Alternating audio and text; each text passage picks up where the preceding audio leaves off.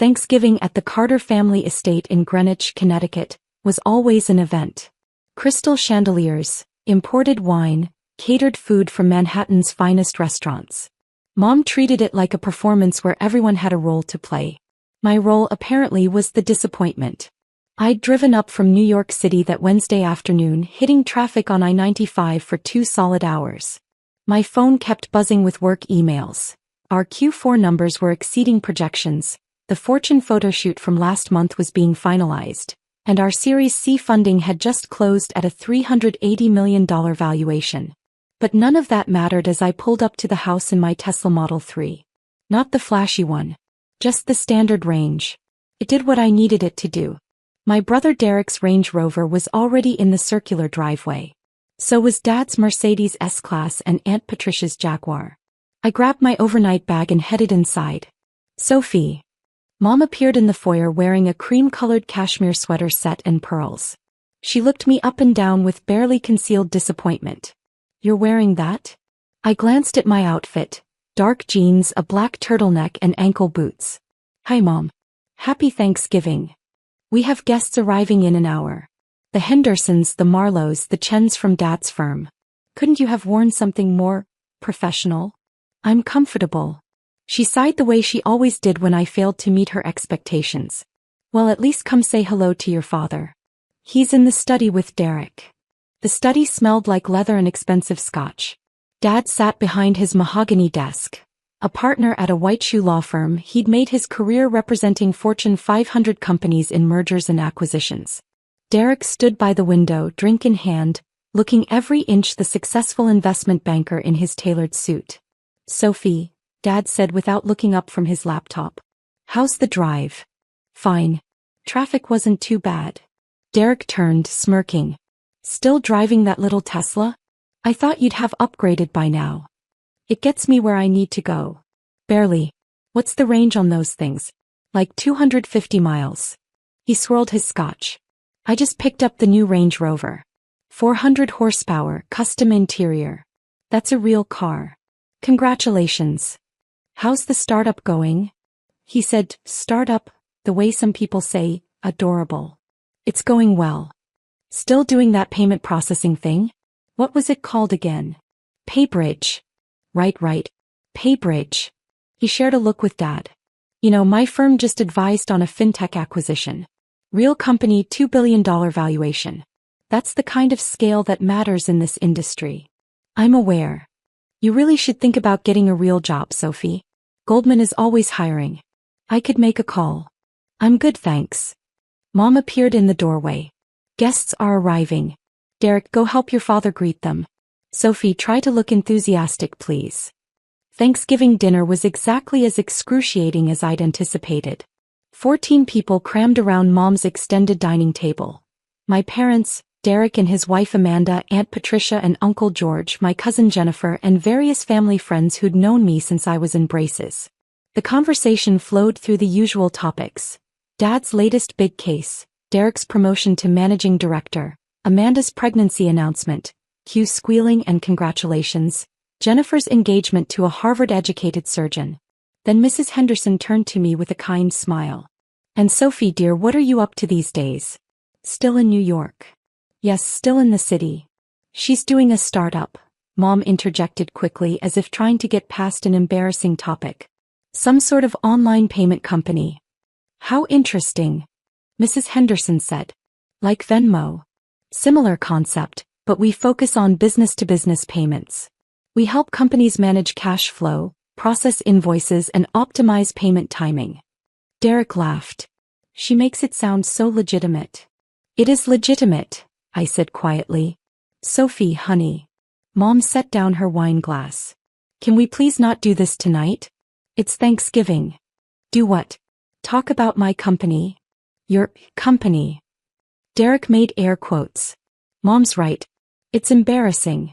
The table went quiet. Uncle George looked uncomfortable. Aunt Patricia suddenly became very interested in her cranberry sauce. Excuse me, I said. Come on, sophomore. Derek leaned back in his chair, warming to his subject. He'd had 3 glasses of wine and was feeling bold. We're family. We can be honest with each other.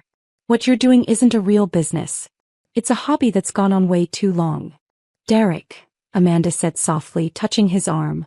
He waved her off. No, someone needs to say it. You've been doing this for 5 years now? And what do you have to show for it? You live in a tiny apartment in Brooklyn. You drive a base model Tesla. You dress like you shop at Target. Derek, that's enough, Dad said, but without much conviction. Is it? Because I'm tired of watching my little sister embarrass this family. The Hendersons are here. The Marlowes. The Chens from Dad's firm. What are we supposed to tell them? Oh yes, our daughter plays entrepreneur with her little internet company. Mom nodded. Derek has a point, Sophie. This has gone on long enough. I set down my fork carefully. What exactly has gone on long enough? This pretending. Mom gestured vaguely. Sweetie, we love you. But you're 33 years old. You need to face reality. Your business is fake. It's time to stop embarrassing us and get a real job. The words hung in the air like a slap. Fake, I repeated. You know what I mean. You don't have an office. You work from coffee shops in your apartment. You've never shown us any financial statements, any proof that this company is actually making money. For all we know, you're living off credit cards and pretending everything is fine. I'm not living off credit cards. Then show us the numbers, Derek challenged. What's your revenue? Your profit margin? How many employees do you have? I have 340 employees. He snorted. 340 employees. Sure. And I'm the King of England. Derek, Dad said again, more firmly this time. This isn't appropriate dinner conversation. Why not? Because it's uncomfortable? Someone needs to tell Sophie the truth. Her fake business is embarrassing. She's embarrassing. And I'm sick of pretending otherwise. I looked around the table. Mrs. Henderson was staring at her plate. Mr. Marlowe was refilling his wine glass. Aunt Patricia looked like she wanted to disappear. Nobody was defending me. You're right, I said quietly, standing up. This isn't appropriate dinner conversation. Excuse me. I walked out of the dining room, grabbed my coat from the hall closet and headed for my car. Mom caught up with me in the driveway. Sophie, wait. Where are you going? Back to the city. You're leaving? It's Thanksgiving. And I just got called embarrassing and fake in front of your dinner guest. I think I'm done. Honey, Derek didn't mean it like that. He's just worried about you. We all are. I unlocked my car. You think my business is fake? You think I'm embarrassing? There's nothing left to say. Sophie, please. Just come back inside. We can talk about this. No, Mom.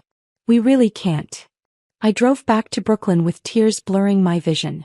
Not because they'd hurt my feelings, though they had. But because after 5 years of building something incredible, my own family had looked at me and seen nothing but failure. The thing is, they weren't completely wrong to have been skeptical 5 years ago. In 2020, I'd quit my job as a financial analyst at JP Chase to start PayBridge. Everyone thought I was insane. I'd had a 6-figure salary, excellent benefits, a clear path to VP. And I'd walked away from it all to chase what Derek called a payment processing pipe dream. The first year was brutal. I burned through $85,000 in savings. I lived on ramen and coffee. I coded until 3 a.m. most nights, teaching myself Python and SQL because I couldn't afford to hire developers. But I'd seen a gap in the market. Small and medium-sized businesses were drowning in late payments and poor cash flow management. The existing solutions were either too expensive or too complicated. I wanted to build something simple, affordable, and actually useful. PayBridge launched in 2021 with exactly one client, a struggling furniture manufacturer in Queens who owed me a favor. We processed $47,000 in payments that first month. Then word spread. By the end of 2021, we had 200 clients and were processing $12 million monthly. By 2022, we had 2,000 clients and $127 million in monthly transaction volume. By 2023, we'd expanded to 8,500 clients, hired 180 employees, and were processing over $400 million monthly. This year, 2025, we had 15,000 clients, 340 employees, and were processing $1.3 billion in monthly transactions. Our annual revenue was $127 million. We just closed a Series C funding round at a $380 million valuation. 2 weeks ago, I'd done a 6-hour photo shoot for Fortune magazine's CEO of the Year feature. They were profiling 40 CEOs under 40 who were transforming American business.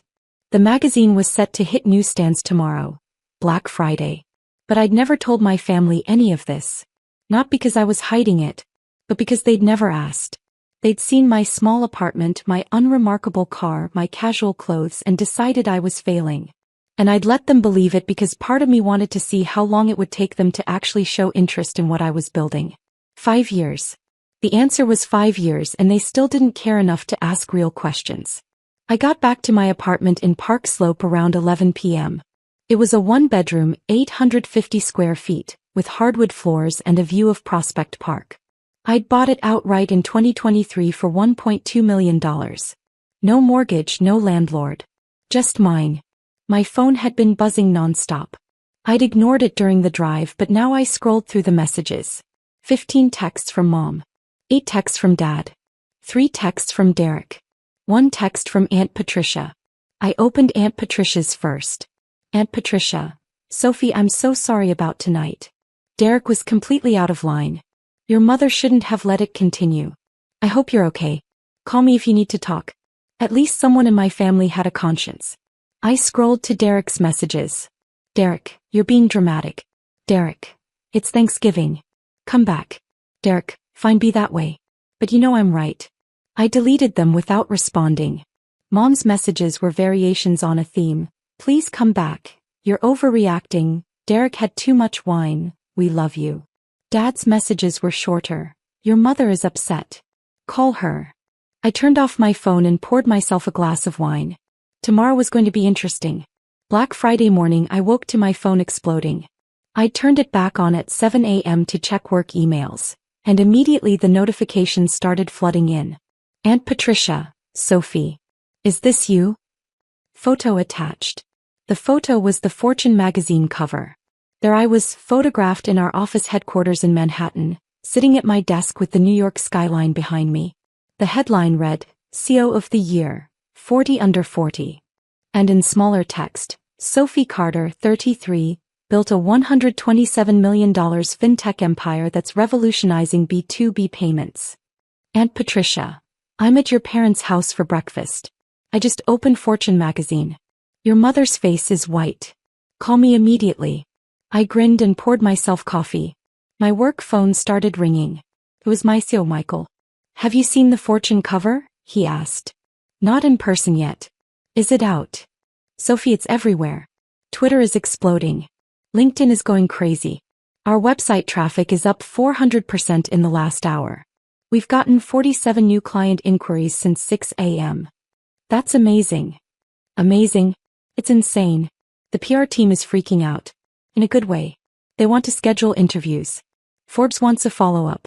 TechCrunch wants an exclusive. Bloomberg. Send me the list. I'll review it this afternoon. You're eerily calm about this. I knew the cover was coming, Michael. Yeah, but did you know it would blow up like this? They're calling you the quiet giant of fintech. They're comparing you to the Stripe founders. Let's not get carried away. I'm serious. This is huge. You should come into the office. The team wants to celebrate. I'll be there in an hour. I hung up and checked my personal phone again. 32 new messages. Mom, Sophie, Aunt Patricia just showed me a magazine.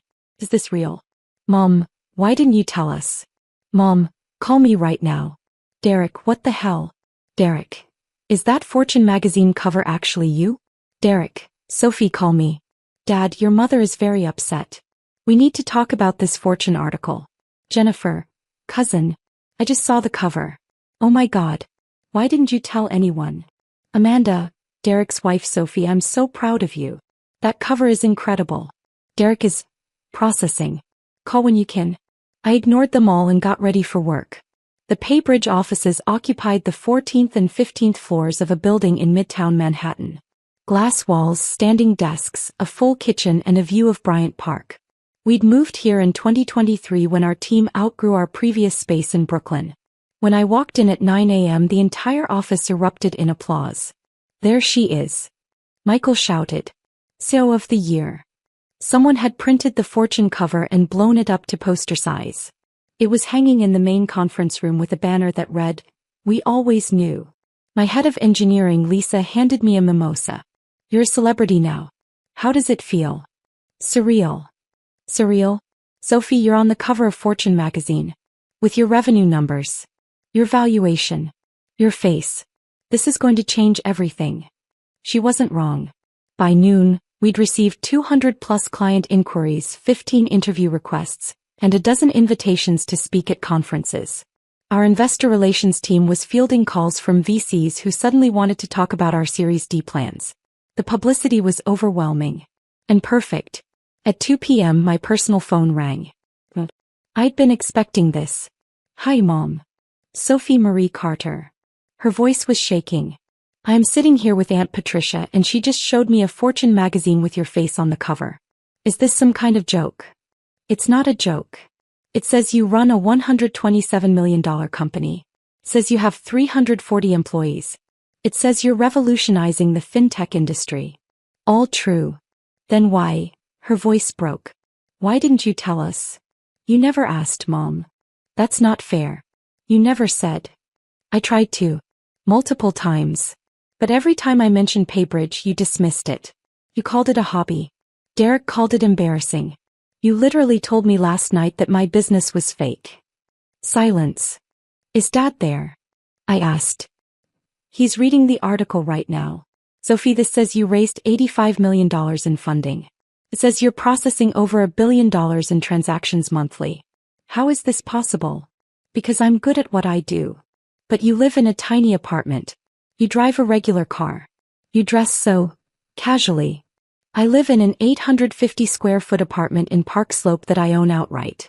I drive a Tesla because it's efficient and reliable. I dress casually because I'm comfortable and my clients don't care what I wear.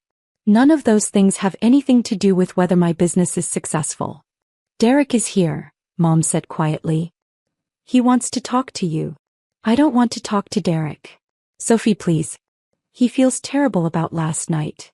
Put him on." There was rustling, then Derek's voice. He sounded different. Subdued. "Sophie, I don't know what to say." "Then don't say anything." "I'm sorry. About last night. I was drunk and stupid and completely out of line. You called my business fake. You called me embarrassing. In front of Mom and Dad's friends. I know. I'm an idiot. I had no idea. None of us did. Why didn't you tell us?" "I tried to, Derek. Every time I came home I talked about PayBridge. But you never listened. You heard startup and decided I was failing. You never asked about revenue or clients or growth. You just assumed." "You're right. I did assume. And I was completely wrong." He paused. "The article says you're processing $1.3 billion monthly. That's more than my entire division at the bank handles." "I know. It also says you turned down acquisition offers from JP Morgan and Goldman Sachs." "I did. 3 times from JP Morgan, twice from Goldman. They wanted to buy PayBridge for $200 million, $290 million, and $380 million respectively. I said no every time." "Why?" "Because we're worth more than that. And because I'm not building this company to sell it. I'm building it to last." Derek was quiet for a long moment. "I'm proud of you, Sophie. I should have said that years ago. I'm sorry I didn't." "I appreciate that. Can you come back up? For the weekend? Everyone wants to see you." "I have work, Derek. We just got 200 new client inquiries because of the Fortune cover. I need to be here." "Right. Of course. Work." He sounded genuinely disappointed. "Will you at least call Mom back? She's devastated that she didn't know." "I'll think about it." I hung up and turned off my phone. The weekend was a blur of interviews, client calls, and team celebrations. By Monday, the Fortune cover had been shared over 50,000 times on social media. We'd gotten 800+ client inquiries and hired a dedicated PR firm to manage the media requests. Monday afternoon, a flower delivery arrived at my apartment. 24 white roses with a card. "Sophie, I'm so sorry. We should have believed in you. We should have asked. We should have known. Please forgive us. We love you. Mom, Dad, and Derek. I put the flowers in a vase and didn't call them back.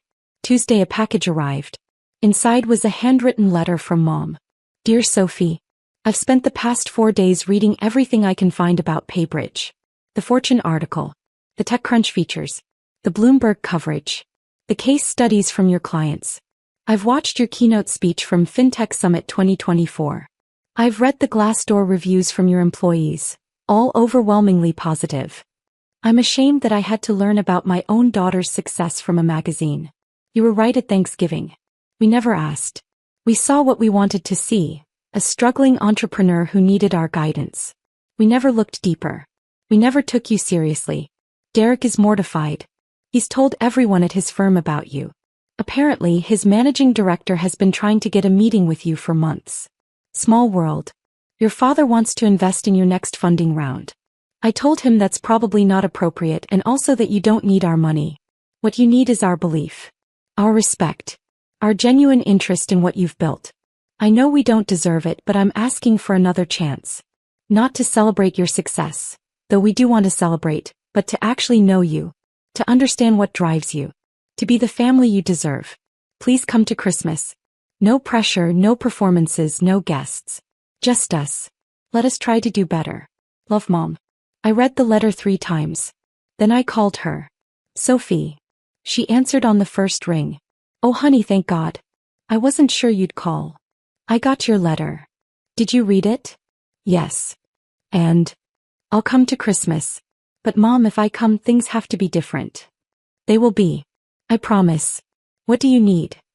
I need you to actually listen when I talk about my work. I need you to ask real questions, not just nod politely.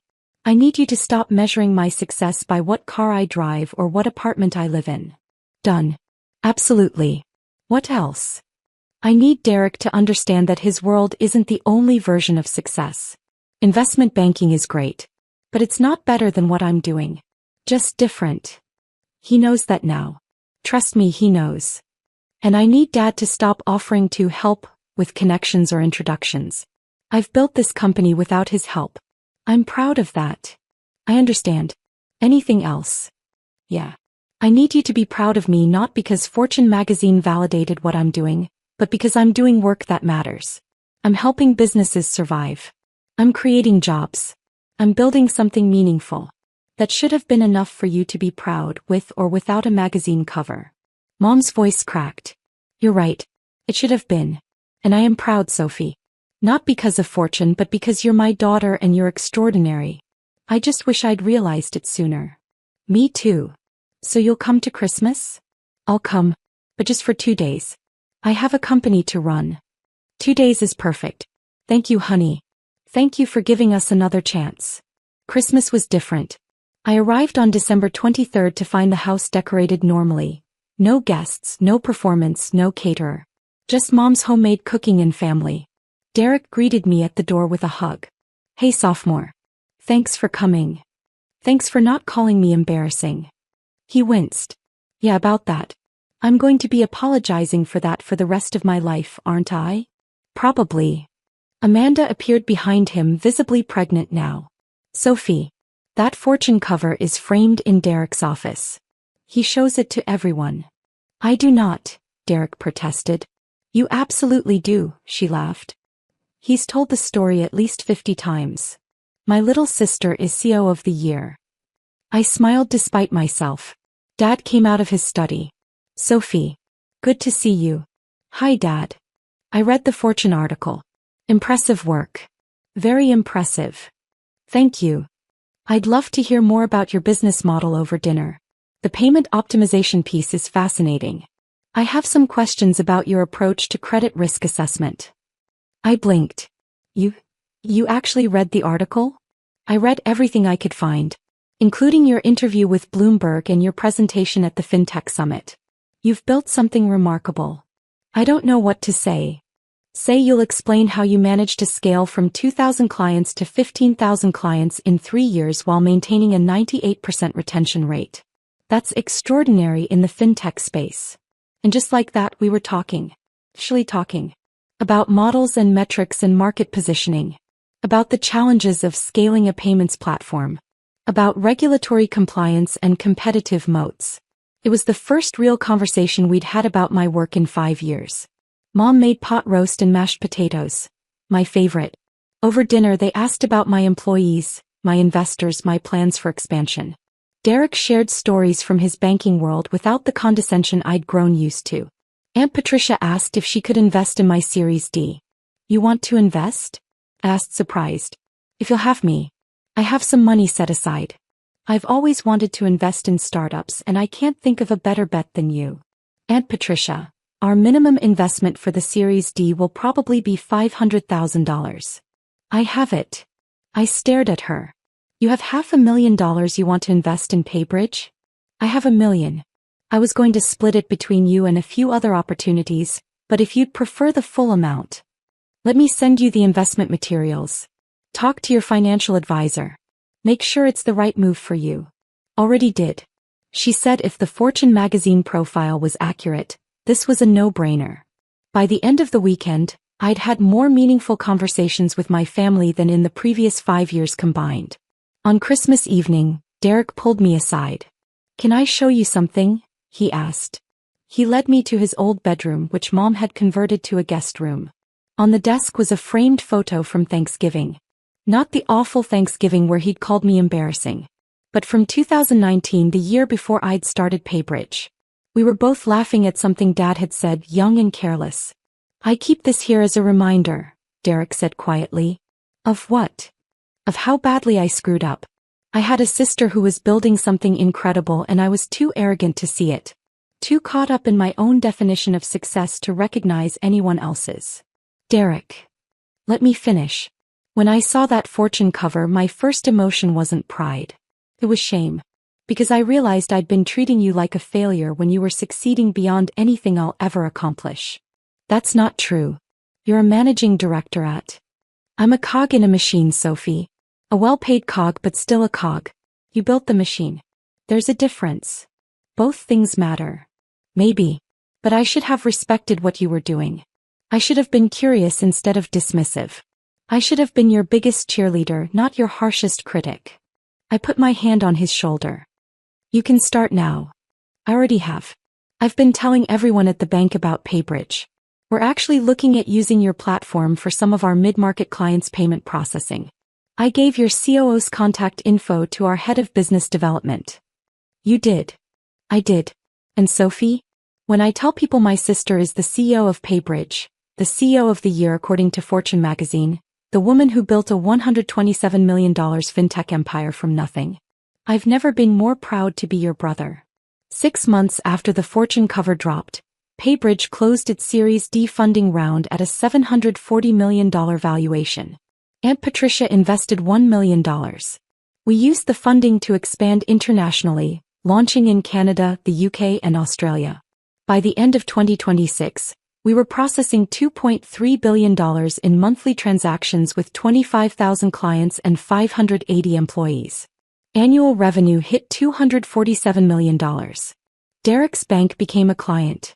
He still jokes that his little sister is technically his vendor now. Mom frames every article written about PayBridge and sends them to relatives with handwritten notes. "This is my daughter. Dad joined our advisory board. He doesn't get paid for it, he does it because he's genuinely interested in what we're building." Last month, Forbes ran a follow-up feature. A year after her CEO of the Year cover, Sophie Carter is just getting started. The opening line read, "While most CEOs chase headlines, Sophie Carter chased excellence." The headlines came anyway. They interviewed my family for the piece. Mom said, "We underestimated her for too long. We won't make that mistake again." Derek said, "My sister taught me that quiet confidence builds empires. Loud criticism builds nothing." I framed both quotes and hung them in my office. Not because I needed their validation, though it was nice to finally have it, but because they were true. And because the best revenge isn't proving people wrong. It's building something so undeniable that their opinions become irrelevant.